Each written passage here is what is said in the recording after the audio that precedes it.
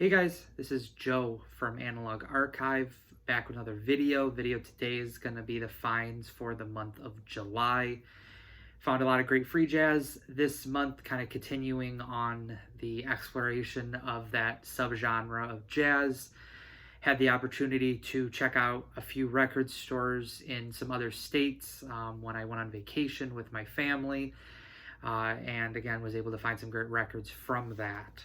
So we'll get started. First one of my more recent finds. This is Alexander von Schlippenbach. This one is Detto fra de Noi. This is from the early 80s, free jazz. You've got Evan Parker on this as well, soprano and tenor sax. Paul Lovins is on drums, cymbal. So it's just a trio, and then von Schlippenbach is on the piano. Great live free jazz. So this is my first release by this artist, but Evan Parker's name, I've have a few records with him on it. Great saxophone player, so that really drew me in, and was happy to have grabbed that one. Next one. Common theme for this video, I picked up a lot of Peter Brötzmann this month, starting with this one. This is actually another recent find, but this is Fragments. So this is Sonny Sharrock along with Peter Brötzmann. They worked extensively on the 4 albums with the group Last Exit. This is a release from the early 2000s on the Oka disc label. And that's a great label. There's another record that I actually picked up this month that's on that label as well. Great fidelity to it, but this is from, this was recorded in 1989, but I don't think it came out till like maybe 2004 or so, 2004, 2005. I don't think it says on the back. Limited to 1,000 copies, but I know that Dave, VC Ambassador, just found a copy in the last few weeks as well, and this was one of the Brötzmann sessions that I was looking for. Again, great partnership between them, so very glad to have grabbed that. This one actually just arrived in the mail today. This one is The Nearer the Bone, the Sweeter the Meat. So this is you've got Peter Brötzmann. Let's see, who else is on this? A little bit different of a lineup for this one. You've got, Peter Brötzmann, and I'm not familiar, Miller, I'm not sure, and then Maholo, which I've heard that name before, but found this one on Discogs, and was very happy to continue to add more Peter Brötzmann to the collection. He's really been my main focus for the last, really since he passed away at the end of June. So the last 3-4 weeks or so, I've been picking up as much of his stuff, both in store and online, and this one is just another one to add to it. But I really like that one. That one might end up being my favorite that I've had so far. Some other ones, I picked this up towards the beginning of the month. This is Balls, Peter Brötzmann. This has got his kind of classic trio. So you've got Brötzmann playing the different reeds. So on this one, he's just on saxophone on this one, but you got Fred Van Hove piano, and then you've got Han Benek on the drums. This is one of his early releases. This one I think was recorded in '69 and then came out in '70. So one of the early albums for Peter Brötzmann. Really, really love this one. This one's probably, as of right now, my favorite session that I've heard of his. So another great one there. Continuing on, last Peter Brötzmann for a little bit. This is Peter Brötzmann Trio. This is for Adolph Sax. Reading up about this, Adolph Sax was actually the creator of the saxophone, and so this was kind of Peter Brötzmann kind of extending his hand, saying thanks for the instrument that he has really kind of found a new sound for, at least in the 70s when it came to free jazz. So this is his first release that he ever recorded. This was recorded in 67, and I think it actually came out later that year, maybe, yeah, 67 I think is when it came out. But this has got a trio, different group though. You've got him on tenor and baritone sax on this. Peter Kowald is on the bass, and then you've got Sven, I don't know if it's just Ak or Ake Johansson on the drums. So a different lineup, but this one's a really great one as well. So happy to have grabbed that one. Those were, aside from, actually, no, yeah, all three of those were Discogs finds. The next two come from a trip that I took with my family to Florida. We used to go every year to Florida, but since COVID, we've kind of not been, but this was the first family vacation that we took. I have family that lives near kind of the Sarasota area, and not far from where they live, it's about a half an hour, is St. Petersburg, which is the home to the record store Banana Records. There are two locations that make up the store. There's a huge warehouse, which is where all their Discogs, along with just like 2 or 3 million pieces of vinyl. I didn't really see anything else in terms of, like, I don't think they had CDs. I think it was just records. But I spent most of my time there, along with picking up a few things from their Discogs inventory. And then they have a more conventional record store that's just down the street that has a lot more like rock, metal, and then they did have a jazz section. It was kind of like each section of the store was a different genre, and so each of them kind of had their own like cubby. And I was able to find a record that I'll be showing a little bit later from the actual kind of record store, but the other ones came from Discogs. So these next two are from their Discogs inventory. I was really excited to have seen this one and been able to grab this. This is the Flam, Frank Lowe. Frank Lowe's a great free jazz tenor sax player. This one is on the Black Saint label, the great label. I'll show this one. This is one of the early Black Saint. This is actually catalog number 5 on the label. So you've got this great label that comes with it. People say that that's a picture of Sam Rivers. I don't know if that's been like 100% proven, but it does kind of look like Sam Rivers. But the early releases, I don't know how many, if it was the first 10 or maybe even more, were on that label, and then they changed to the one that you see most often for Black Saint, which is the one side is just kind of this like white and black, and then the other side is a very like colorful like rainbow label. So very happy to have grabbed this one. This one kind of continues to fill the collection of Frank Lowe. A little bit different of an approach than some of the other Frank Lowe that I already have. It's a little bit more restrained. It's not as free, but there are some great moments that he had on this. So very happy to grab that one. The other one, this is Let the Music Take You, David Murray. This is on the Marge label out of France. I had picked up back in May a Frank Lowe record, actually, that was on the label. This one, after listening to it, was not recorded the best. The quality, it's a little bit more muffled. It is a live session, which I think a lot of these were. That may have attributed to it, but it was not the best recording, which I think unfortunately took away from the overall experience that I had when I listened to this. But this was still an enjoyable one. It was nice to be able to pick up a David Murray record. This is actually my first one by him.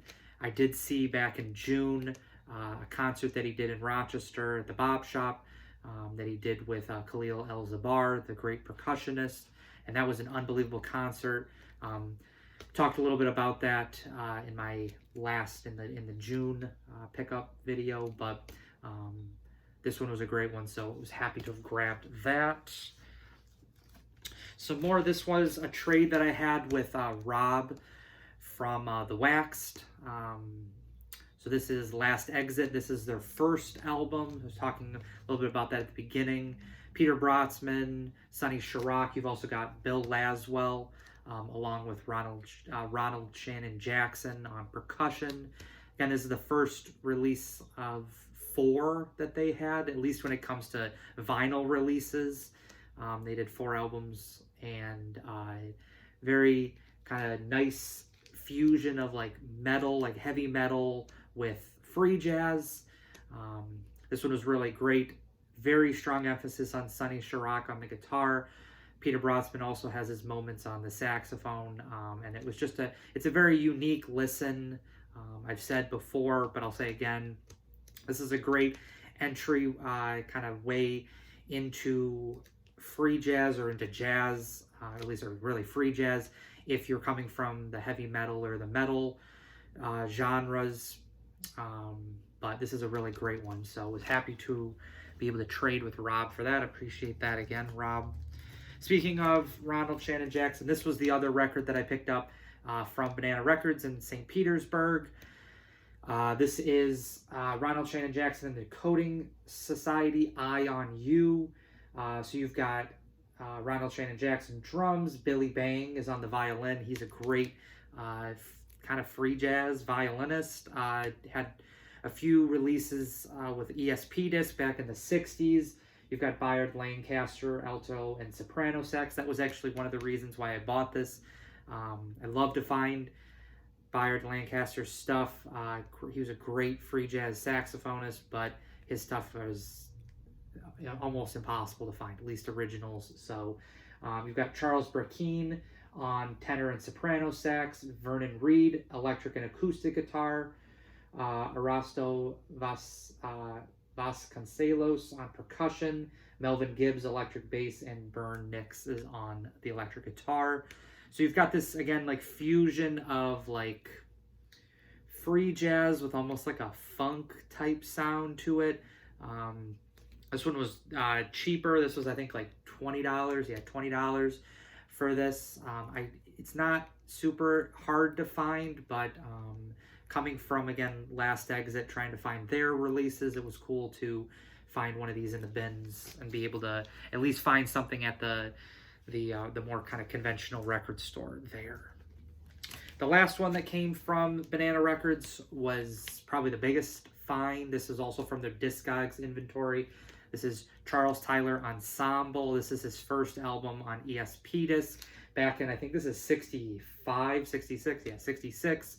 So you've got Joe Friedman, cello, Henry Grimes, great bass player, Ronald Jackson, look at that, on the drums, just talked about him. Charles Moffett is on Orchestra Vibes, and he only, I think, features on the A side. And then you've got Charles Tyler on the alto sax.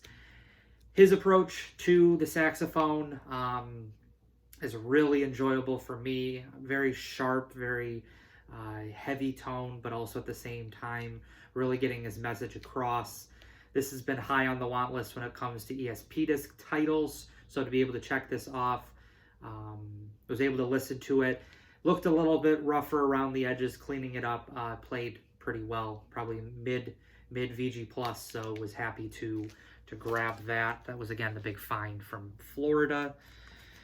I also, at the beginning of the month, went with some of my in-laws to the Jersey Shore, and on our way back, as we kind of came back up into New York, we stopped at Revilla, I think it's Revilla, Grooves and Gear in Milltown, New Jersey. I was able to find this great record. This has also been on the want list ever since I've discovered Jimmy Lyons. This is BYG Actuel, number 9. This is Other Afternoons.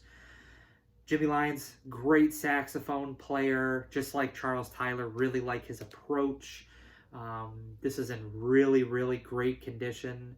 I've had really good luck with these BYG Actuels. I don't know if people took care of them or people were afraid of the sound and so they just didn't get played, but I've had really good luck with finding clean copies of these BYGs, and so this one adding to the collection. Really, really great kind of free jazz post-bop type thing. This is not anything too abrasive. It's very in the lane of, again, post-bop mixed with some free jazz elements. So great one if you do see it. Not super expensive either. I think that was like maybe $35 for that. Getting towards the end, just got two more, finishing it off kind of the way that I began, or the theme of the video, some more Peter Brötzmann stuff. This is The End. Again, this is, you've got the trio, Brötzmann, Van Hove, and Bennick, but you've also added in Albert Mangelsdorf on the trombone. He had a few albums with Peter Brötzmann and kind of his group around this early 70s time. I think there's three that all have a different cover, but they all have a similar look to them. One of them's orange. I showed that one actually in my last recent finds. There's this one, the green one, and then there's also a black one, which I think is called Elements. Haven't been able to find that one yet. And then there's one that comes after this. I don't know what the release is. I think Dave, again, VC Ambassador, showed that in his Peter Brötzmann video like 2 weeks ago. And so, but really great free jazz. You've got just two. Actually, this one I think you've got two songs on the A side, one on the B side. Most of these were just like a single song on each side, just real long cuts. But this one has been on my radar for maybe at least a month, 2 months or so, especially since I've gotten into Peter Brötzmann. This was at the Bop Shop in Rochester. It was in their Discogs inventory, but when I went to look the end of June, it was gone. And when I looked on Discogs, it had been removed, so I just thought someone bought it. But then when I went back 2 weeks ago, it was still in their inventory. So it was still in kind of the stacks where they put the stuff. So pleasant surprise. Happy to add another FMP, another Peter Brötzmann session. So that one's a great one. And then this one also came from that trip 2 weeks ago to the Bop Shop. I know, again, Dave has shown this record, but was very happy to have found this. This one was actually just in their new vinyl section, even though it wasn't sealed. And that is The Ink Is Gone, Peter Brötzmann with Walter Perkins. So obviously Peter Brötzmann, and this one he's on the clarinet, the Taragato, which he played on quite a few, and then you've also got him on the alto and the tenor sax. He doesn't play alto on a lot of albums, so that's definitely a unique thing. Really, really great sound quality to this. This was on the Aramite label, but they've put out a few of these Brötzmann sessions. A lot of them date back to like the early 2000s, both being recorded, but also when they're released. This is from 2002. Definitely an interesting duo. You've got obviously Peter Brötzmann, free jazz, just really master. And then you've also got Walter Perkins on the drums, who was a very old school player dating back to like the 50s. I was reading up a little bit on him because I was curious what kind of sessions he was on. He was on a very rare Duke Pearson session. He also was the drummer for, on the session Little Johnny C, so Johnny Cole's Blue Note session, which I've had that for like 3 years. Didn't realize that he was on it, but he was a pretty prolific player when it came. He had quite a few kind of more big name, at least when you're into jazz, some bigger name albums that he was on. So this was a great listen. Very, very happy to have found this one. Again, this is from 2002. So that was a great one there. So that's it for the month of July. When it comes to the finds, again, theme for the month was definitely Peter Brötzmann. Probably be slowing down with his stuff because it's getting fewer and fewer albums that remain, especially ones that I'm interested in as well. But please think about liking and subscribing. Thank you for the continued support. Every month, the comments, always really appreciate that, and I will be back soon for another vinyl video.